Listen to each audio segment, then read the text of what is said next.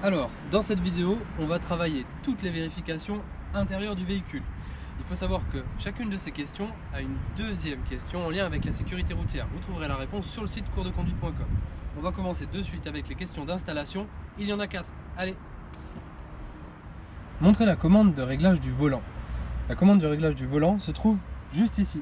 Donc, selon les véhicules, elle se trouvera soit dessous ou soit légèrement sur le côté de la colonne de direction. Montrez où se situent les attaches de type Isofix. Donc pour cela, je me suis installé à l'arrière de la voiture. Les attaches de type Isofix se trouvent ici. Regardez, on voit les étiquettes qui nous montrent l'emplacement des attaches. Elles se trouvent ici et là et elles permettront de clipser les sièges auto. Alors, mettre le rétroviseur intérieur en position nuit. Alors, pour cela, aujourd'hui, regardez, je vais simplement appuyer sur ici le bouton automatique. On est sur une voiture équipée d'un capteur de lumière qui allume automatiquement les feux. Donc, le rétroviseur intérieur peut se mettre également de manière automatique en mode nuit. En revanche, sur certains véhicules, on aura derrière ici une petite commande qui permettra de le mettre manuellement en mode nuit. Montrez comment régler la hauteur de l'appui-tête du siège conducteur. Pour cela, je vais me retourner. Ici mon appui-tête. Pour le monter, vous voyez aucune résistance. En revanche, on entend des petits clics. Si jamais je veux redescendre, impossible. Ici, un petit bouton poussoir. Il me suffit d'appuyer sur celui-ci et je peux redescendre mon appui-tête. Montrez la commande qui permet de désactiver l'airbag du passager avant. On trouvera cette commande ici. Donc en ouvrant la portière du passager, on la trouvera sur le côté. Sur notre véhicule, sur certaines voitures, cette commande se trouve ici dans la boîte à gants. Faites fonctionner les essuie-glaces avant du véhicule sur la position la plus rapide. Je vais tout d'abord mettre le contact. Ensuite, pour aller sur la position la plus rapide, je vais descendre mon commodo tout en bas.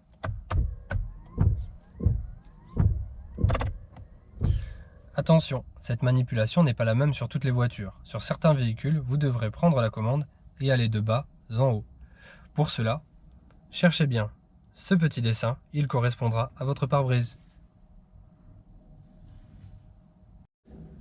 Faites fonctionner l'essuie-glace arrière du véhicule.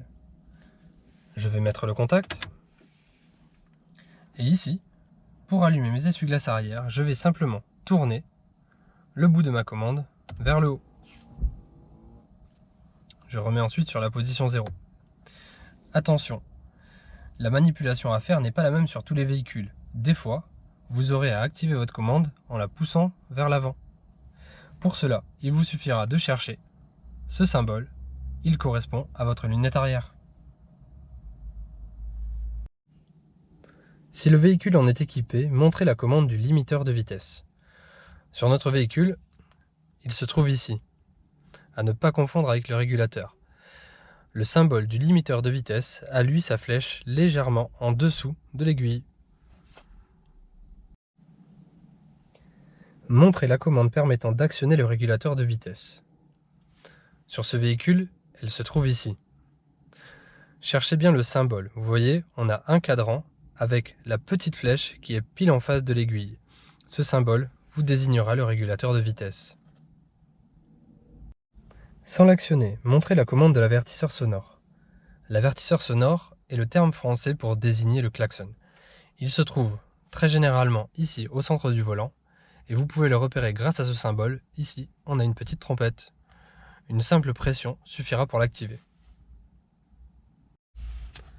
Montrez la commande de recyclage de l'air. Pour cette commande, il faut chercher le symbole d'une petite voiture avec une flèche à l'intérieur. Sur notre véhicule, la commande se trouve ici.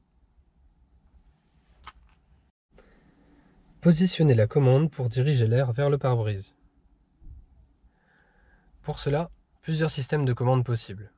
Sur notre véhicule, je vais mettre le contact et ensuite actionner la commande qui se trouve ici. Vous aurez certains véhicules sur lesquels il suffira simplement de tourner une molette pour orienter l'air en direction du pare-brise.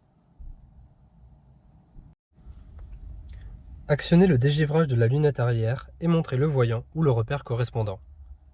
je vais tout d'abord mettre le contact et ensuite actionner ma commande. Sur notre véhicule, elle se trouve ici. J'actionne la commande, le repère correspondant se trouve là. Montrez le voyant signalant l'absence de bouclage de la ceinture de sécurité du conducteur. Pour cette question, je vais tout d'abord mettre le contact. Et ensuite, pour que le voyant apparaisse, forcément, je vais devoir enlever ma ceinture.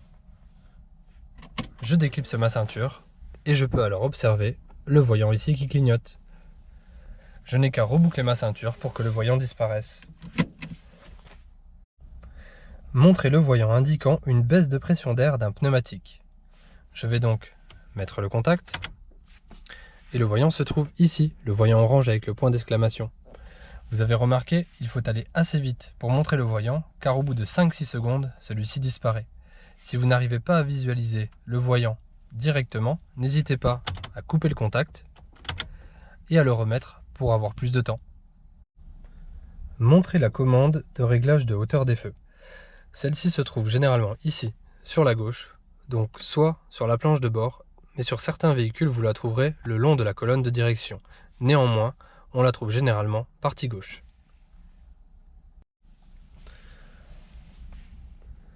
Allumez les feux de route et montrez le voyant correspondant. Je vais tout d'abord mettre le contact.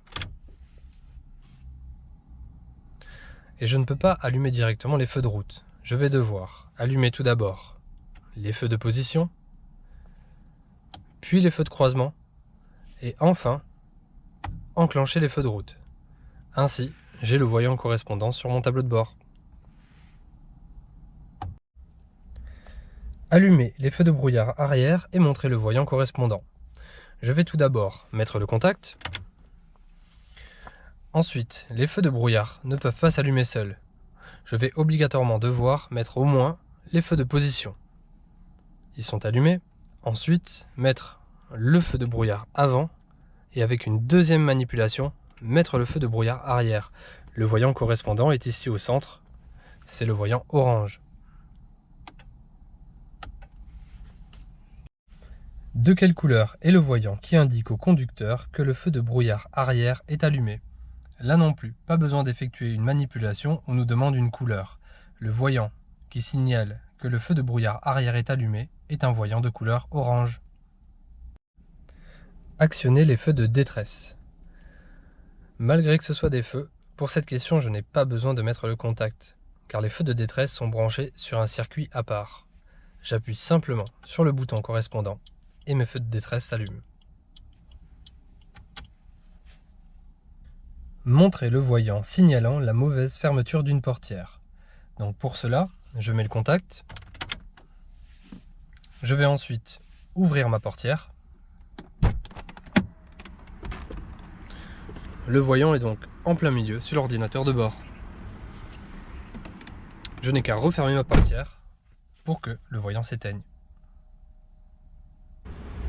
Ensuite, les questions concernant les documents et les équipements utiles. Il y en a 5.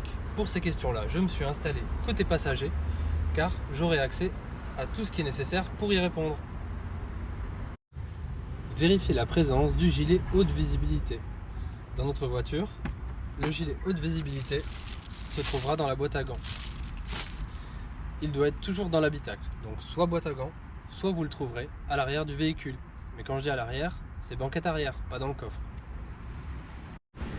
Vérifiez la présence de l'attestation d'assurance du véhicule et de sa vignette sur le pare-brise.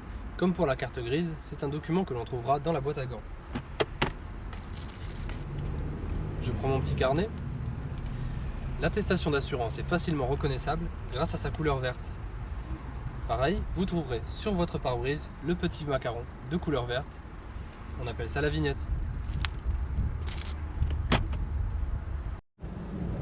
Vérifiez la présence du certificat d'immatriculation. Les documents se trouvent toujours dans la boîte à gants. Vous aurez toujours un petit carnet dans lequel on trouvera ici le certificat d'immatriculation qu'on appelle communément la carte grise.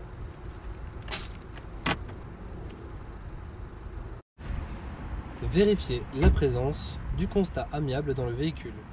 Encore une fois, document, donc boîte à gants. j'ouvre toujours mon petit carnet. Et le constat, lui, est facilement reconnaissable grâce à sa couleur bleue. On peut aujourd'hui également utiliser un e-constat via les smartphones. Vérifier la présence de l'éthylotest. Comme pour nos documents, on trouvera le plus souvent l'éthylotest dans la boîte à gants.